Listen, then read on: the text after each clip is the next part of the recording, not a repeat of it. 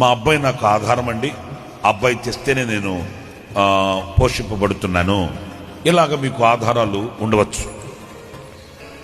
అందరు కాదు, కానీ కొందరు వాటి మీద బేస్ అయిపోతారు. కొన్ని సందర్భాల్లో డిప్రెషన్లోకి ఎందుకు వెళ్ళిపోతారంటే ఊహారేఖలు గీసేసుకుంటారు, గాలి మేడల్లో మిద్దెలు కట్టేసుకుంటారు. నాకేంటి, నాకు ఇది ఆధారం, నాకు అది ఆధారం అనుకుంటారా? అనుకొనని రీతిలో ఆధారాలు కదిలిపోతాయి. అప్పుడు డిప్రెషన్లోకి వెళ్ళేది. నేను మరలా జ్ఞాపకం చేస్తున్నాను, మనం ఎప్పుడు మనల్ని మనం ఊహించుకోకూడదు, మనల్ని మనం ఓవర్ ఎస్టిమేషన్ వేసుకోకూడదు.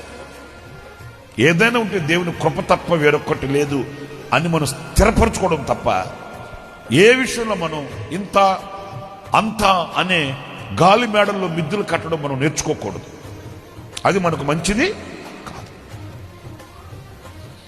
ఈరోజు బ్రతికి బట్టగట్టి బజార్లో నేను తిరుగుతున్నానంటే నా దేవుని బలమైన హస్తం నన్ను కాపాడబట్టి అనే మాట అణువులో ఉన్న ప్రతి పరమాణువుకి మనం నేర్పించాలి.